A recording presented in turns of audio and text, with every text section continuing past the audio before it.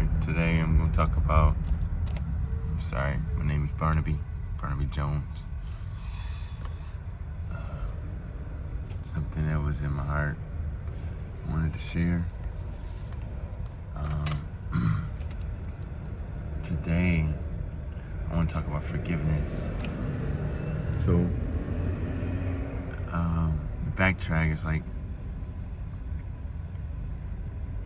naturally, as a human, I have every right to hate humans because of what I've been through, what I suffered through human vessels.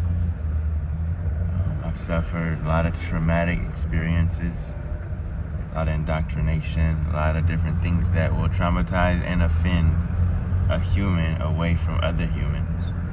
I grew up an introvert, hating myself because I was hated from others, because I was different, weird, I guess. And as a result, hating people, fearing people, intimidated by them, all these different layers of paradigms that were established in my subconscious that subjected me to the knee-jerk response to humanity, and as a result, I couldn't love, I couldn't live in freedom the way that I am designed to live, So the Lord took me on a journey of forgiveness. I believe the journey of life is, one journey in life is receiving and giving forgiveness. Every season requires either the receptivity of forgiveness or the reflection of forgiveness. Whether it's through your work, whether it's through your family, forgiveness isn't just for what you've done wrong. Mercy updates the human in a greater state of humanity, which is divinity. The goal of the human maturity. If the human baby is a seed, the goal is the tree form is divinity, divine life, God in you. But the journey of this discovery is love. The expression of love is forgiveness. At least until your slate is clean concerning humanity. When we start hearing spiritual understanding, unfortunately, it's usually at an adult stage in life. Having been indoctrinated, having hated being indoctrinated, having received some type of enlightenment from the Lord, and then started journeying. It's usually at an adult state, and even though it shouldn't be, but in that adult state, Jesus says you got to become like a child in order to see the kingdom or enter the kingdom. So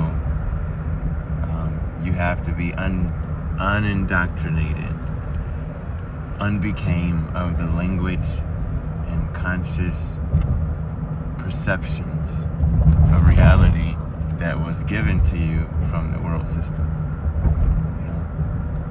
And as you journey to undo, to become a child, to be undone, that the very fuel of that undoing is the mercy of God. But because this undoing journey is an internship, it's not just the learning of receptivity of mercy. It's not just the spiritual enlightening of mercy. It's the spiritual activity and responsibility to walk in love and forgiveness. So it starts off as forgiveness because you're unlearning the humanity that you were taught. the perceptions and perspectives towards humanity that you were taught. Man. Nah. And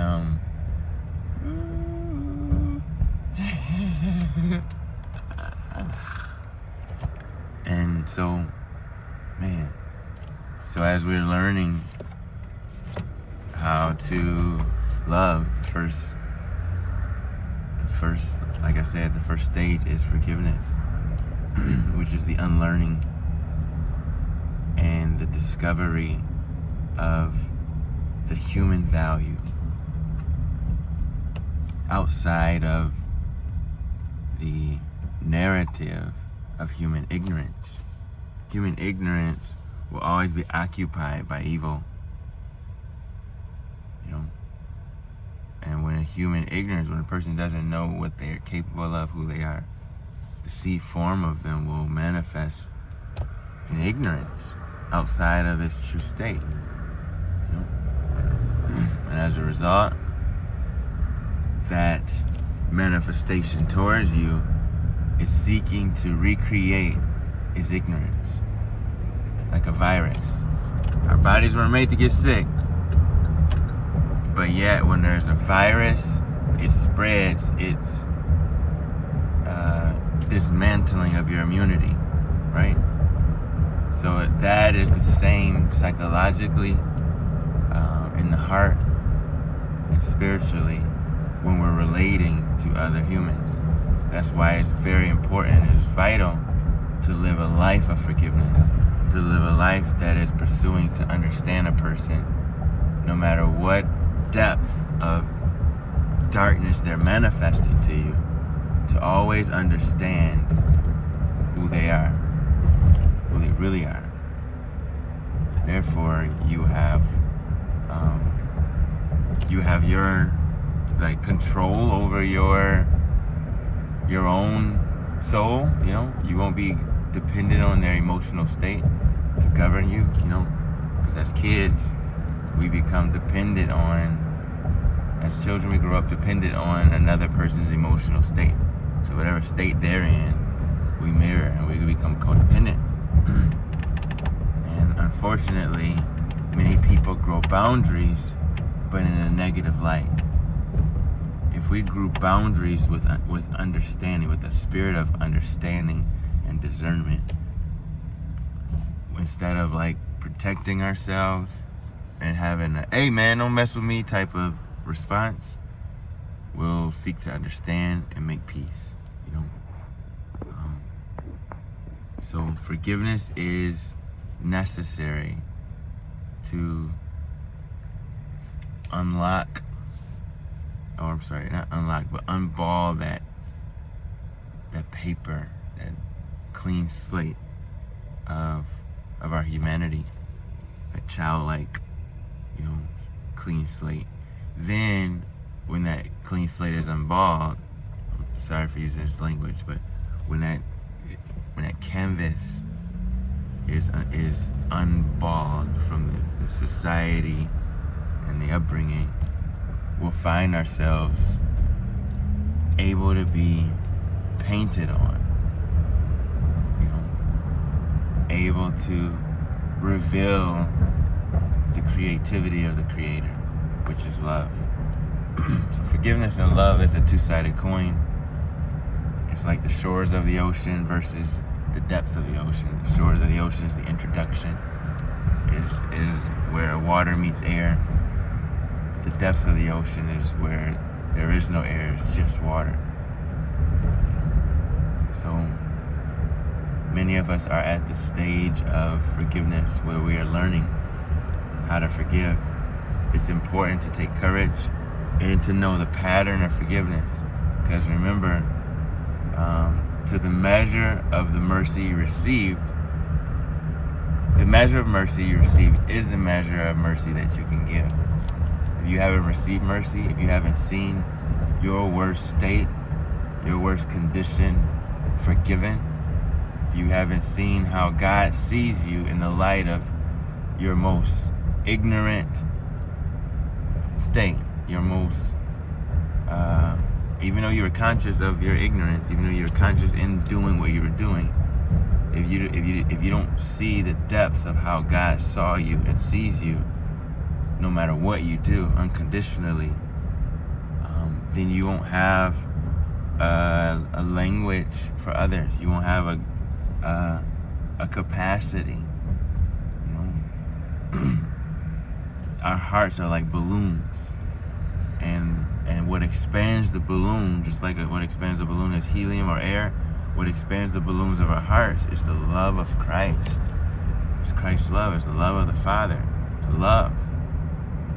And when that love sheds abroad in our hearts, we're able to, within that capacity, within that storehouse, give to others.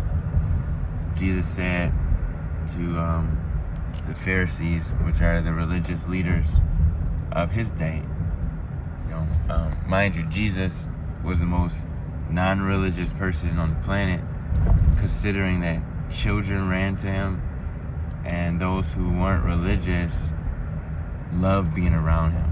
But yet he was so spiritually connected with the Creator that he had a capacity to reach them in ways that religion attempted to. So considering that Jesus had this capacity, oh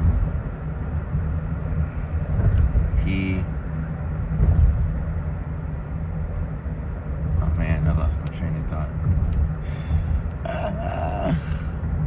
I had it right there too, like, all right, hold that point, explain this.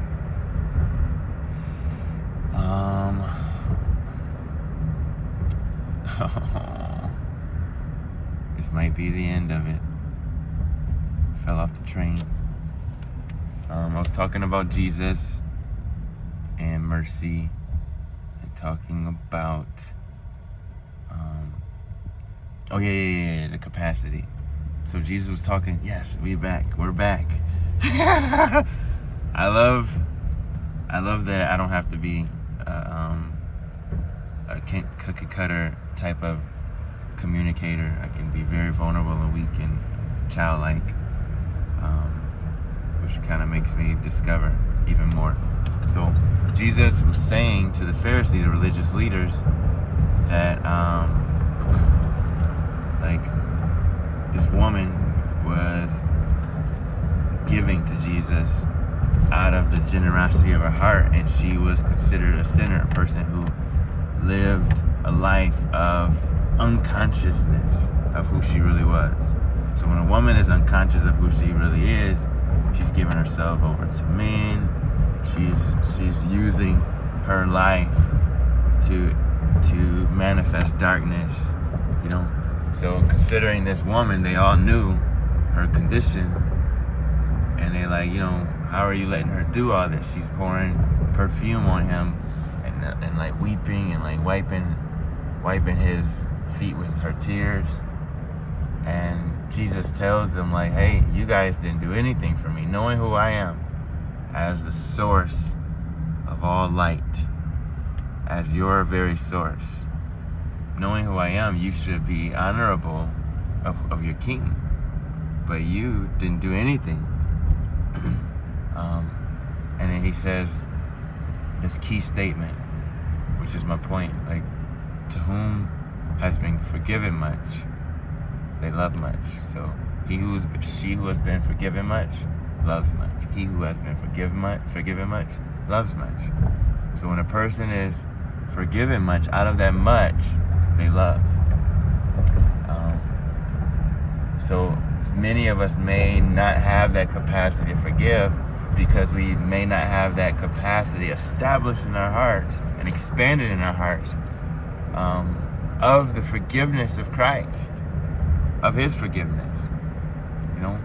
We can only teach what we've learned. We can only express according to a pattern that we've received. So based on where you are, if you struggle with forgiveness, if you struggle with seeing man according to their true essence, according to Christ in them, if that's your struggle, gauge yourself. We gauge ourselves based on how we love others.